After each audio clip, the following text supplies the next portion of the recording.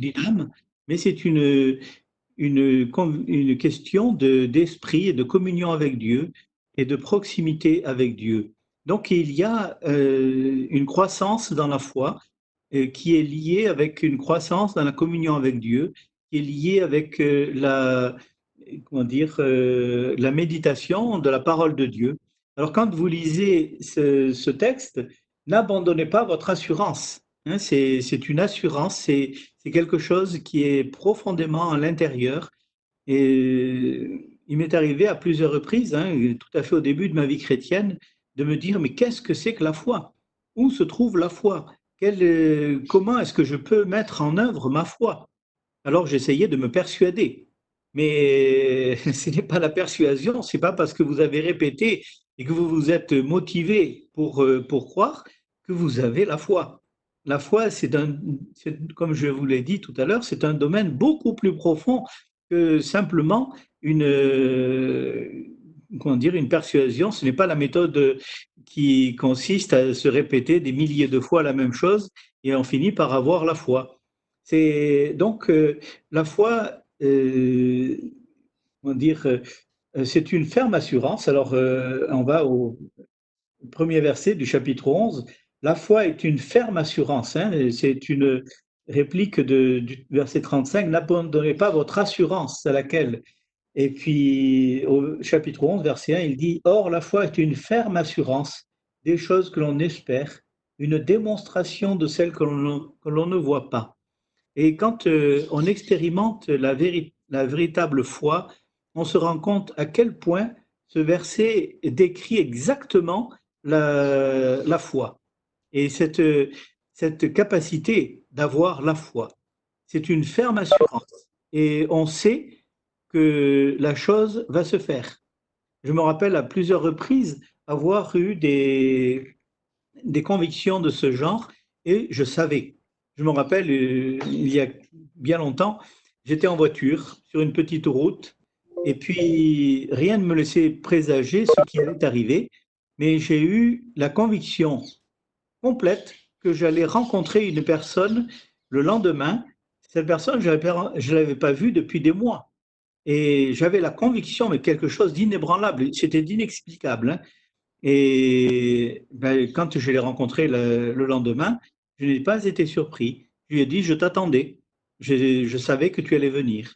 Et la personne était très surprise, mais je savais.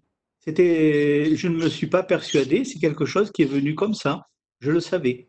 Et il y a des situations où l'on sait que Dieu va répondre, que Dieu va agir, que Dieu va faire d'une certaine manière. On ne s'est pas persuadé de la chose, mais on le sait, c'est tout. Et c'est même souvent inexplicable. On ne peut pas dire pourquoi, comment on le sait, mais on le sait.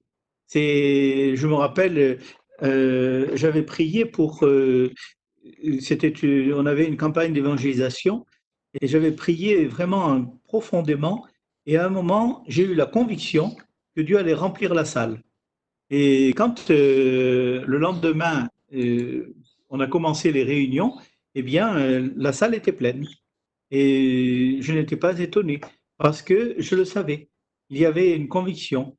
Et c'est donc, c'est cela la foi. C'est une conviction intérieure. On sait. On ne peut pas toujours expliquer. Pas plus qu'un enfant peut expliquer pourquoi il croit. Eh bien, nous ne pouvons pas non plus tout expliquer. Il y a des choses, on les sait, puis c'est tout. Et ce n'est pas une performance, mais c'est finalement ce que Dieu lui-même veut nous enseigner. C'est comme cela. On marche comme des enfants, on lui fait confiance. Et c'est ce don de nous-mêmes, hein, cette confiance absolue en Dieu qui ne s'explique pas, qui ne se décrit pas, que l'on ne peut pas avoir. C'est imprévisible, voilà, on le sait, puis c'est tout. Donc c'est vrai que la foi, eh bien, c'est une ferme assurance, c'est une conviction absolue. Au fond de nous-mêmes, on sait. Et c'est comme nous croyons en Dieu. Beaucoup de gens voudraient que l'on explique pourquoi on croit en Dieu, comment on croit en Dieu, qui est Dieu, mais on ne peut pas tout expliquer parce que c'est du domaine de la foi. On sait simplement, et on le sait.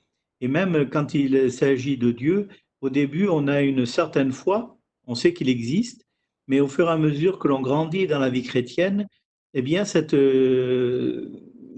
conviction de Dieu, cette présence de Dieu devient de plus en plus profonde, de plus en plus sérieuse, de plus en plus intime, et Dieu devient une personne très proche, très sensible à nous-mêmes. Nous ne savons pas comment, mais on a grandi dans la foi et dans la confiance en Dieu, dans la communion avec Dieu, si bien qu'il y a quelque chose qui se passe entre Dieu et nous.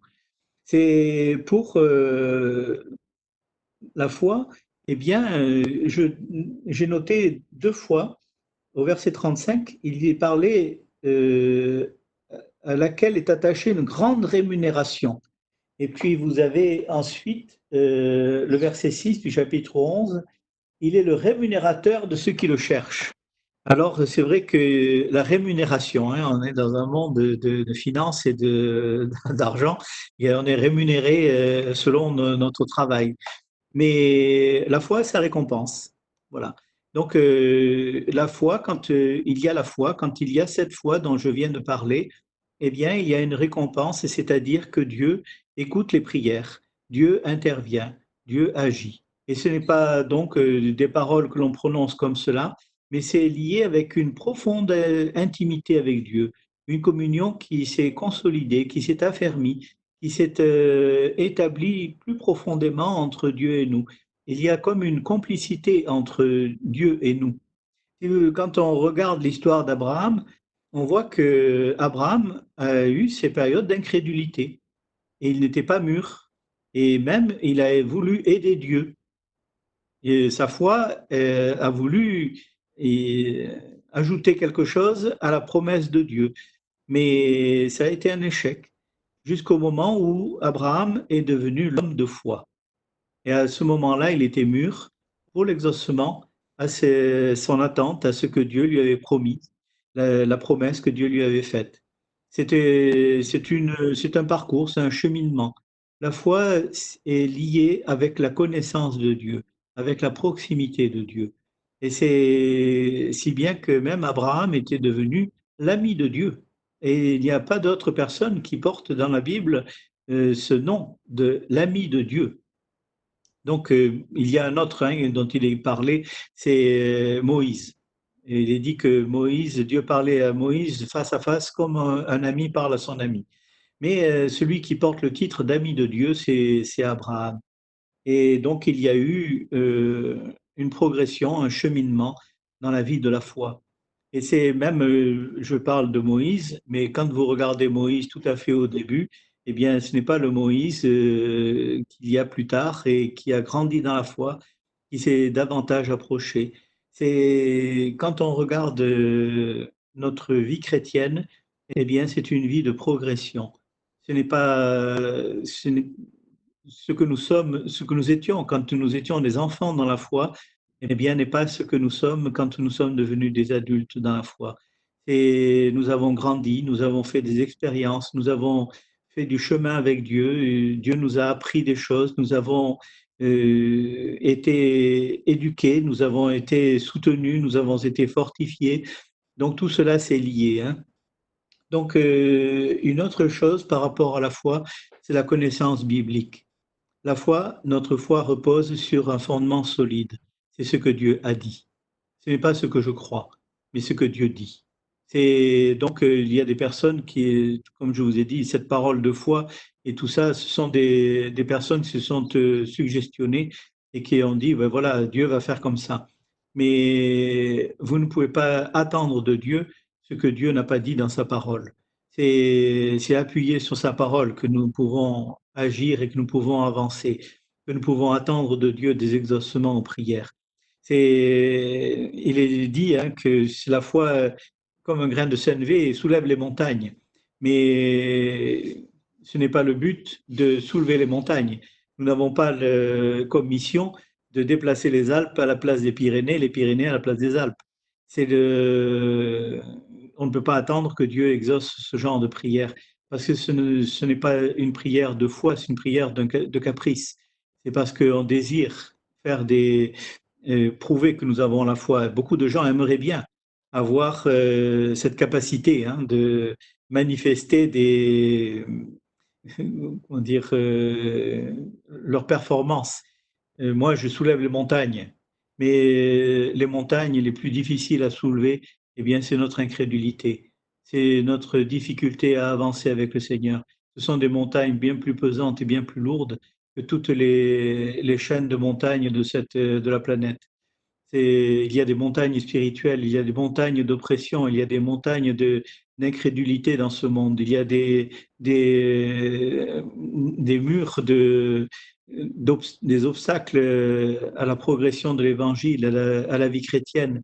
Tout ça, ce sont des montagnes beaucoup plus importantes à bouger que les Pyrénées et les Alpes. Hein. Donc, on a besoin d'avoir c'est une foi appuyée sur la parole de Dieu.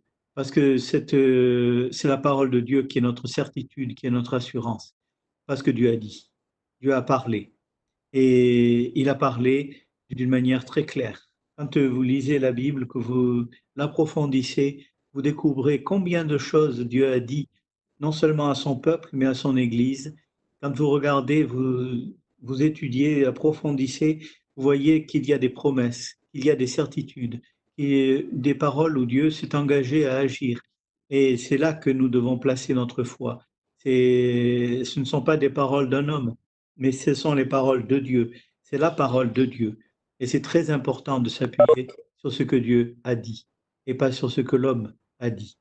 Donc voilà, c'est ce que j'avais à vous dire. Ce sont des exhortations, mais c'est vrai que nous avons besoin d'apprendre et de progresser dans la foi et de grandir dans la foi. Voilà.